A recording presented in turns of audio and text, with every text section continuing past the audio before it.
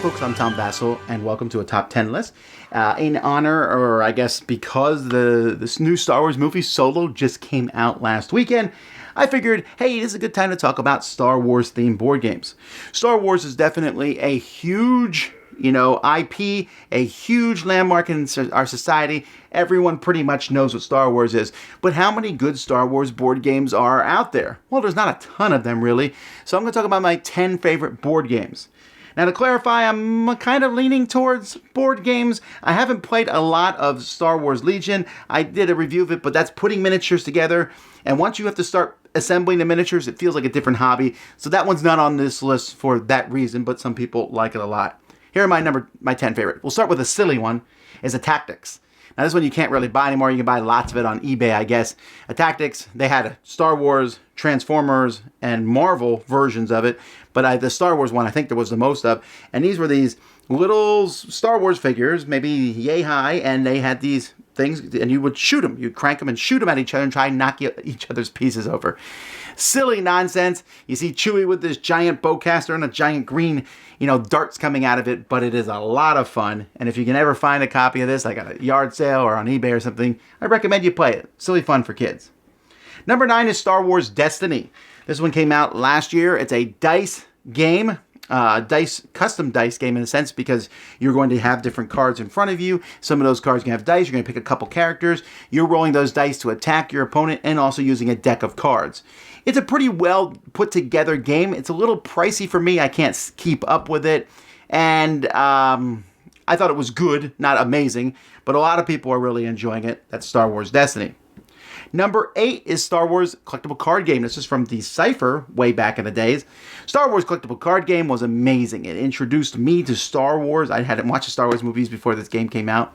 And just seeing every single character in the movies on a card somewhere, and you could do great things. There were problems with the game. There are many different problems with the game. But the game, unlike almost any other game on this list, really brings the theme of Star Wars and lets you play with almost any character, even if they're on the screen for a split second.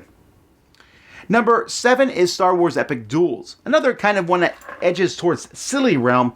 This came out well over a decade ago, and it was in the Hasbro did it, Toys R Us style game, where you would pick a couple characters, like you might take Han and Chewie, and you're going up against the Emperor and some guards, or Darth Vader going up against Obi-Wan Kenobi. You could pick any of these characters, and then you use a little bit of card combat, a little bit of dice rolling, moved around and fought each other. Silly fun, but it let you make those, I would like to see what happens if these two people fought each other, and you get to do it. Number 6 is Risk Star Wars. Now, this just came out a couple years ago, and it has nothing to do with Risk at all. It's actually a good Star Wars game based on the end of Return of the Jedi, where the rebels are trying to blow up the Death Star. And Han Solo and his folks are on a planet trying to take out the shields. And that's what this game is. You have a couple battles. You have Luke versus Darth Vader fighting. You have Han trying to take out the shield. And then you have a big fight in the middle. And it's pretty tense. There are all kinds of little spaceships and plastic ships, and it's really inexpensive for what you get. I was really surprised to see this game. Not Risk, but good. Then we have number 5, Star Wars X-Wing. Probably the best-selling of all the ones on my list here. X-Wing came out, and it just has been huge. They're rebooting it right now at the 2.0. But the game itself, where you have some X-Wings, TIE fighters, and you're fighting against each other, fantastic. Moving around. This is a miniature game, but the stuff's pre-painted, ready to go, and that's thrilling to me. Easy to play. Now, I'm not part of the meta game at this point. There's people who are tournament players and all, but if you just want to put a couple ships on the table, including the Millennium Falcon, Y-Wings, A-Wings, TIE Interceptors, TIE Bombers, etc., including lots of ships you've never even heard of, this game has it, and it's fast, too. Number 4 is Star Wars Imperial Assault. So let's now leave the X-Wing and go down to the ground surface, and that's what Imperial Assault is.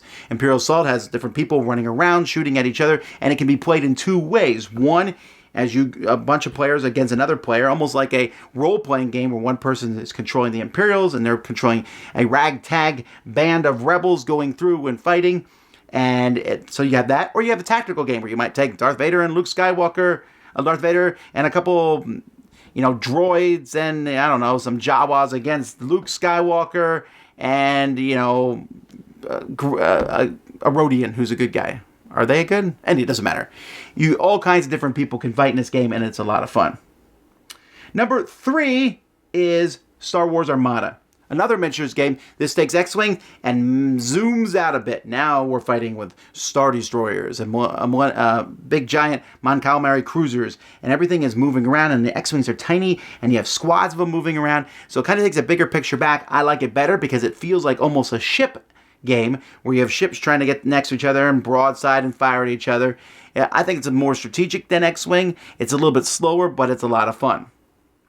Number 2 is Star Wars Rebellion. This is Star Wars in a box, essentially, or at least the first 3 or episodes 4, 5, and 6. And in this game, the Empire is trying to hunt down the Rebel base, figure out where it is. The Rebel base is hidden. So at its very macro look at it, it is a deduction game. But in it, all kinds of things happen. The Death Star can blow up planets. Super Star Destroyers show up. You'll have different famous people from the movies come and do different characters. Boba Fett might capture Luke Skywalker instead of Han Solo. All sorts of things can happen, and it really is thematic and strong, and it's an excellent game. And my favorite Star Wars game is one that's also out of print, unfortunately, and it's a Star Wars Queen's Gambit based on Episode 1. Now, regardless of what you think of Episode 1, this game brings that episode to life. In this game, you have these 3 battles. The palace, the Naboo Palace, where everyone's fighting in this one, the guards and the queen and her troops against a bunch of droids. Out on the battlefield, where you have the Gungans versus the droids.